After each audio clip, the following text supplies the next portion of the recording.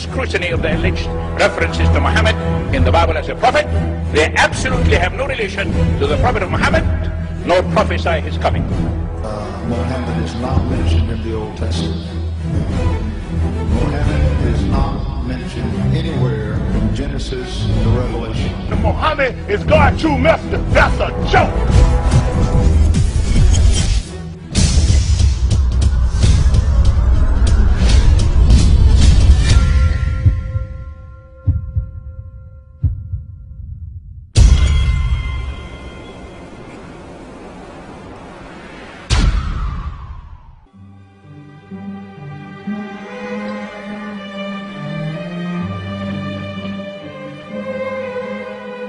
Lo, we inspire thee as we inspired Noah and the prophets after him, as we inspired Abraham and Ishmael and Isaac and Jacob and the tribes, and Jesus and Job and Jonah and Aaron and Solomon, and as we imparted unto David the Psalms.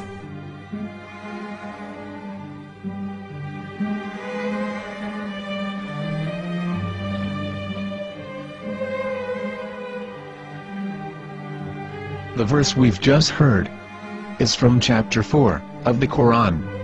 In the verse, God is affirming to humanity that Muhammad is indeed the recipient of a divine guidance, just as Noah, Abraham, and the rest of the prophets.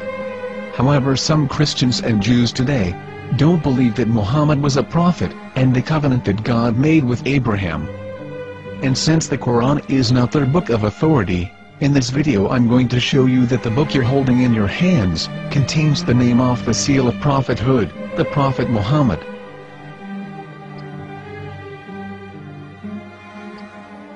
As known, the Old Testament was preserved in the Hebrew language.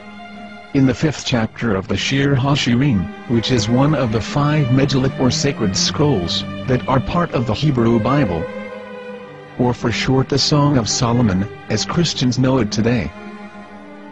That chapter is discussing someone.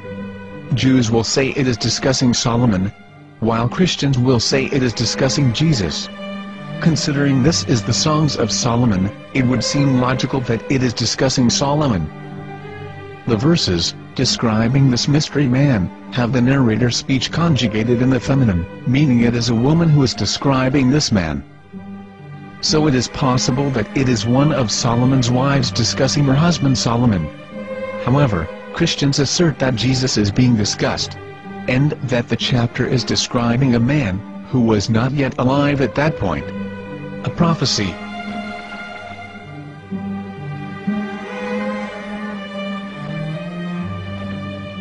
In reading the English translation of Song of Songs 5:16, it finishes the description by saying, "He is altogether lovely," but what most people don't know is that the name of that man was given in the original Megillat.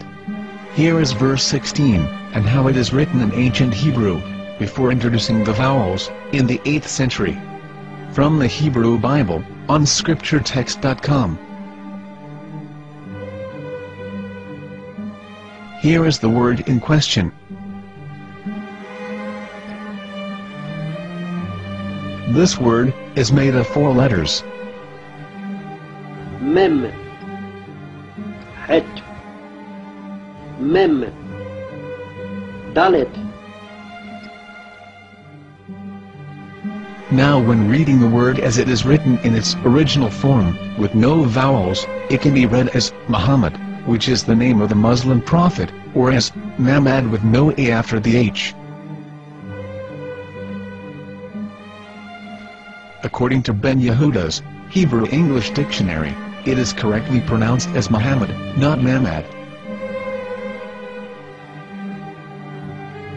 So how we're going to know for sure if it's pronounced as Muhammad, the Muslim prophet, or as Mamad, a random Hebrew word? The only way is to give the verse to a rabbi, and say to him, "Please read." Here is the Song of Songs 5:16, and how it is read by a rabbi from a Hebrew Jewish site. Please notice, the im in Hebrew is a plural of respect. חיכו ממתקים וכולו מחמדים, זה דודי וזרעי בנות ירושלים. חיכו ממתקים וכולו מחמד, מחמד, מחמד, מחמד, מחמד, מחמד דין. זה דודי וזה רעי בנות ירושלים.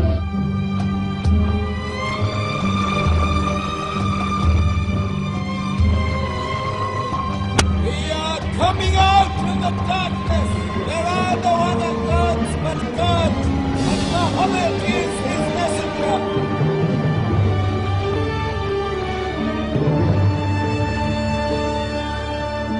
Let the world hear. חיכו ממתקים וכולו מחמד דין. זה דודי וזה רעי בנות ירושלים. חיכו ממתקים וכולו מחמד, מחמד, מחמד, מחמד, מחמד, מחמד דין. זה דודי וזה רעי בנות ירושלים.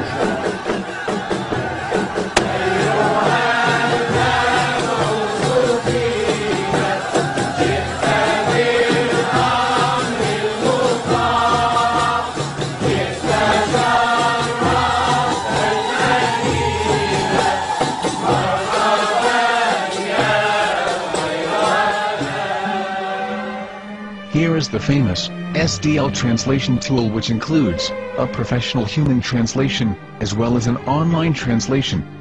We're going to copy our Hebrew word of the Song of Songs, directly from the Jewish site. It's the same site, where you can hear the rabbi reading the verse in Hebrew. All links are in the description, so, we're going to copy the word and paste it, and ask, please translate. Are they going to translate the meaning of the name of that person? As the Bible translators did. Which is the praised and the lovely one, or are they going to keep the name as it is? Well, see it yourself. Here is the World Lingo translator. The result is the same. It's Muhammad. We have no right. We have no right to translate names of people. Anybody. Your name should be retained. Mr. Black is Mr. Black, though he's white.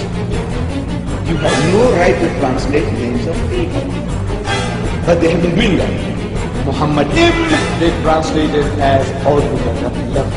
But the word Muhammad is there in the Hebrew language.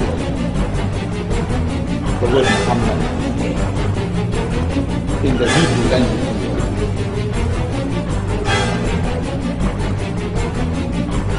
I will tell you a story from my own personal experience. Years ago, I used to spend every Sunday afternoon in a place called Speaker's Corner. And in my years down there, I got to know a Jewish rabbi. He was a very nice man. He used to listen to me, and he was always very polite and talked about Islam in a very nice way.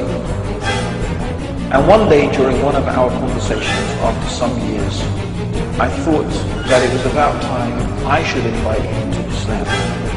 So I said to him, you know, my friend, we have been talking now for many years, and even you have admitted to me that Muhammad is a prophet. So why then do you not embrace Islam? He said to me, we Jews, we never change our religion. I said, but half of the rabbis of Medina became Muslim. He said, that is true, but still, we Jews never change our religion. I thought, what can I say to him? He looked at me and said, listen to me, my friend. God sent to us a prophet Moses, and we didn't even listen to him. Do you think we're going to listen to another prophet after him? From another tribe? From another people? When he said that, I had nothing left to say. He knew that Muhammad was a prophet. In fact, another rabbi also came up to me and he said to me, we know Muhammad is a prophet, and he quoted to me a passage from the Bible